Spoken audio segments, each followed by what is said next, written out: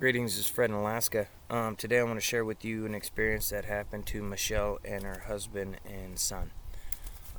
They were on a fishing trip up the Nushagak River. It was through I won't name the lodge, but her husband happened to have worked there years past when the lodge first opened up. So he was trusted by the owners, and they allowed him to because he had his current six-pack license, they allowed him to take the skiff with just him and his wife and son. So a six-pack license is basically a Coast Guard certified captain of a skiff with the proper, training and what have you. So that's what that means for anyone who's, six-pack license, what, to drink? Yeah, no, don't do that. So anyway, they went ripping around, they went up above, Henry Slough. They were basically all over the lower part of the Nushagak, below Ekwok though. They went by a place, Sophie's Landing. That's where they killed the kicker and would drift and just go on down towards Black Point. So on their drift, they were just having a good time. And further downriver, as they were casting and doing their thing, there was a very, very loud whistle, like someone putting two fingers in their mouth and just whistling really loud and sharp. And they thought, oh, there must, just down the bend there must be some other people, whooping it up, someone whistling for someone having a fish on. So as they continued, they're just drifting away, not thinking nothing of it. And they're not drifting overly fast, they weren't in the swiftest current. And it's something this guy, her husband, had done a million times before when he worked for the lodge. So nothing out of the ordinary, nothing to get overly concerned about. Piece of bacon. So as they're discussing what they're going to do once they catch their first king, whether they're going to go on shore and just manyak on the beach there or whatever, they heard the whistle again. But this time when they heard the whistle, it was much closer and parallel to them on the shore. And after the whistle, they kept hearing a weird chatter sound. Noises and voices. They could not pinpoint a language to it. They could tell there was something going on there, but they didn't have... They couldn't hear enough. It was just out of hearing range to where they couldn't make out what was going on. Now, her husband had heard this stuff before, but he was never able to figure out where the noise was coming from. And because it sounded distant and non-aggressive, there was never any reason to worry. He never associated that sound with anything detrimental to his health. And fair enough, a lot of people don't. So they decide they're gonna pull up over there towards shore, towards the direction of that noise. It had been something that Michelle's husband had said always bothered him. So he wanted to figure it out. And they had a bear gun, they had a shotgun, They get over, they bank up, and he goes by himself. Their son at the time was about 13, 14, but not well versed in the woods. He would only be in the woods long enough to cast a line, reel it in, be in a lodge, around a campfire, but never, Hansel and Gretel in it in the woods or none of that shit. So he goes ashore alone with the shotgun, and he takes a game trail that leads from the edge of the Nushagak River, and he was heading due east on this little trail.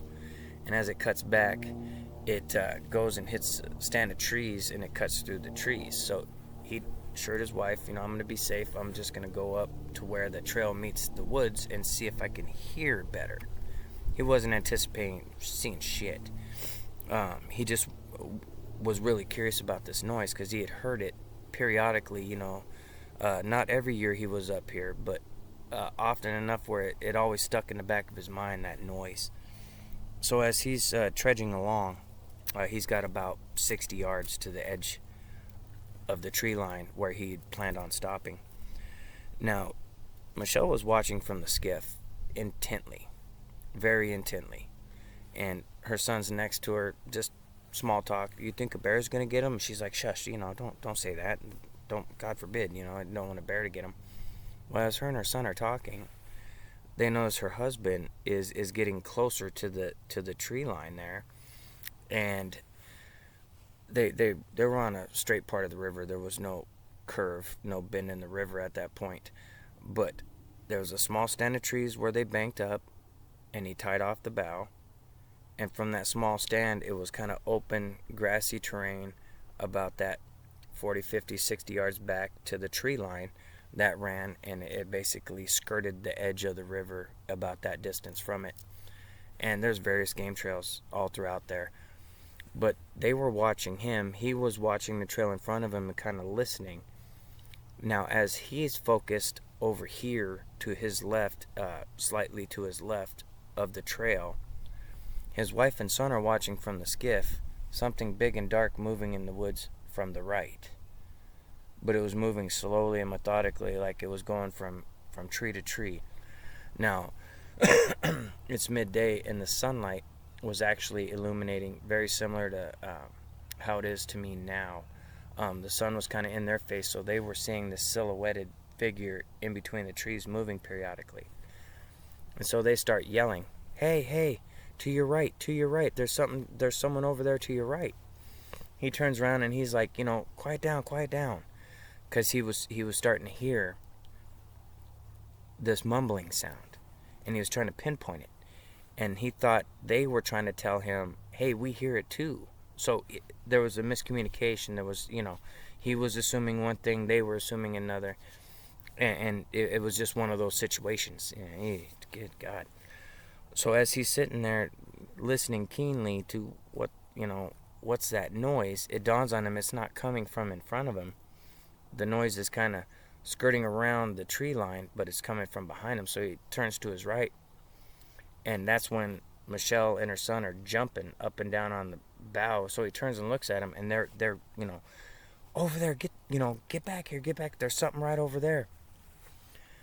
So he's just like, oh, so he kind of curiosity, he gets the shotgun, he's holding it, he's not scared. There's nothing tangible to be scared of. So he's looking, and he can hear this garbled sound getting louder, but still can't make it out.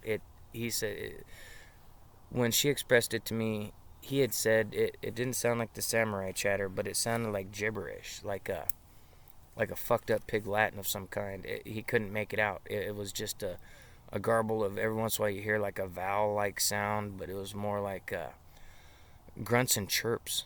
But he couldn't put together what it was. So as he's looking and looking, this thing had slipped around from the direction it just was, unseen, even with being silhouetted by the sunlight, skirted around and was on the trail in front of him, inside the trees, about 40, maybe 40 feet, 35, 40 feet before that trail hooked off to his right. So he's still focused over here to his far right, and this thing is off to his left now, standing in the trail. Michelle and her son can see it. Again, they can't see any facial features. It's silhouetted out, but it's big, and it's on two legs. And so they're flipping out, and finally they get his attention enough, because that garbled sound is still going on, but it sounds like it's in the direction to his right. And then he catches wind of what they're saying and turns and looks, and dropped the shotgun. He was so shocked, he had dropped that shotgun, backed up a couple feet, had his hands up like he was going to be robbed. Sorry, I'm not trying to laugh. I'm just mentally picturing, like, the hairy man's there to rob him. And he's realizing, oh shit, jumps back, grabs the shotgun, and lifts it. And by the time he does that short little motion, the thing was gone. Not a sound. So he's backing up, he's making sure he's got a round in it. He slightly pumps it a little bit to make sure that the round was in there. And he backtracks, walking slowly back to the skiff. Now, when he gets back to the skiff, Michelle's chewing him out for not listening to them. And he was trying to explain, look, I was hearing one thing. I couldn't make out what you guys were saying. because of the noise coming from this direction and your guys' noise from this direction, it was all kind of intermingling, and I was trying to get a better sense of what was being said. Now, as they're sitting there at the bank and he's untying, and he handed the shotgun to Michelle and said, keep an eye, if it comes running up behind me, shoot it. I gotta untie us. And it's only 20 feet of line over to the little scrub brush.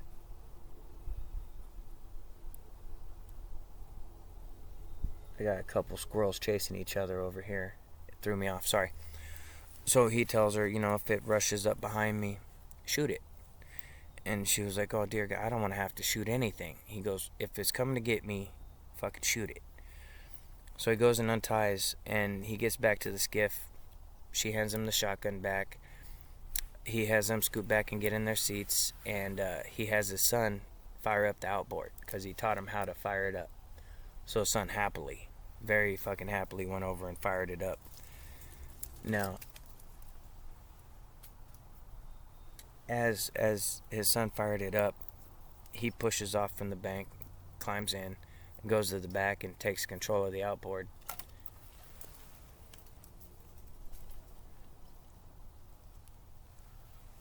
Little bastard. He is hauling ass. That squirrel was like 60 feet away in this tree. It leapt to another tree, and it literally jumped from, these trees are good 10, 15 feet apart, and it leapt all the way through, tried to knock a branch down on me. Motivated squirrel, man. Everything's hardy in Alaska, I guess. Anyway, so he has control of the outboard, and he starts backing away from the riverbank. And as he's in deep enough water, he engages it in forward and hooks back up to go back upriver. To their left, when they're facing the bank, he backed up and then went to the left to go further upriver. And as they get about a quarter mile from where they were, it starts to get into these bends, and where he stopped and killed the motor again. Now, she asked him, why in the hell, with this thing over there, did you take us up here just to kill the motor? And what are we gonna do, fish? Are you crazy? Let's get the fuck out of here. He goes, no, it came this direction. I just know it. I'm gonna try to get a picture of it. She tells him, fuck that picture, let's go. Now, he wasn't gonna hear that. He was determined to get him a picture of a hairy man. Because his shock of initially seeing it and dropping the gun and then grabbing it again, he had made up his mind. It's here now. I'm here now. I have a camera in the boat. I'm going to get a picture of this thing. Okay, fair enough, right? I mean, what are you going to, So she warns him, no, don't bank up on shore again. If we see it from the boat, get your picture. If not, we need to fucking go. He explains to her that he felt it went that direction, and he thinks it's going to be coming out of the tree line at some point or watching them from somewhere at some point. So what he wanted to do was slowly drift back down, ready with the camera, and get a picture. Now, great idea. Very good idea. As they're drifting, and he's standing there like a Japanese tourist, just waiting his turn. Just waiting his turn for this thing to step out, be there, something. Crickets. Nothing's going on. They make it back down to the point where he had beached and went up. Nothing. Not a thing. So finally he says, fuck it. Fires up the outboard. Hits it in reverse to pull himself away from the bank, get back into the deeper water. And just as they click it into forward, after he'd set the camera down, they heard a scream. And the thing was standing right back over on the trail where he had saw it and dropped his gun. Standing there clear as day, out in the sunlight, just clear as day. He was already in gear and moving. He just shook his head and just opened up and got up on step and got them out of there. There's so many of these encounters. I don't want to make it seem like there's a hairy man behind every tree, because there's not. However, if they're around, they will make themselves known, one way or another. You may not even realize it's them. They can imitate things to a T, but it changes during the course of them imitating something. Like with the imitating an owl, for example, I've noticed, not an expert, just anecdotal evidence of what I've noticed, is that the first hoot or two will be so natural you would think nothing of it. But the ones that follow are much louder and unnatural. Same with squirrel chirps, bear grunts, you name it, whatever they imitate, coyote howl, wolf howl, all that shit. So just be aware when you're out there in the woods, no matter where you are. Because from my understanding, this is kind of one of the universal things that the universal behavior, for the most part. Grant you it's speculation and anecdotal. However, you hear it enough times, you got to start taking part of it serious, and imitating animals is kind of their thing. So if you're ever out in the woods and you start hearing imitations of things, and you could tell it's someone imitating it, and it sounds like it's 800-pound gorilla trying to imitate an owl, you may want to reevaluate sitting there and waiting there and trying to figure it out. Bad stuff could happen. I'm contemplating starting a membership for those who would like kind of like behind the scenes, the background stuff. There's stuff going on I don't talk about in regards to the documentary, conversations with elders. A lot of my conversations with elders, some have been taped, some are lined up. I haven't shared them here because they're part of the documentary, and I have a couple more lined up. But the thing of it is I wanna offer more. However, it's very time consuming. It eats up my day pretty quick. Grant you, it's on me. I chose to make the videos and share with you guys. So, it's just something I'm considering. But anyway, I'll think on it and bring it up at another time. Anyone who's had an Alaskan experience, feel free to share. AlaskanHairymanProject@gmail.com or nocomp907@gmail.com. And check out the interactive map. Subarctic Alaska Sasquatch, all one word.com. You just click on the map, it'll show the map. You can zoom in, you'll see little pin markers of encounters and experiences. Dave, the tech guy, he got it lined out. It's great. He did some improvements last night for easier navigation, and some people were going there and just seeing the latest video and thought that's what it was, but actually the whole point of it is that's the homepage. The whole point is the map. The map has marker pins, and those marker pins, you touch it, it'll bring up a video of an encounter that I've shared with you guys from that area, so you can put what I'm telling you in the context of the position on the state of the map. Anyway, thanks for joining me, and we'll catch you on the next one.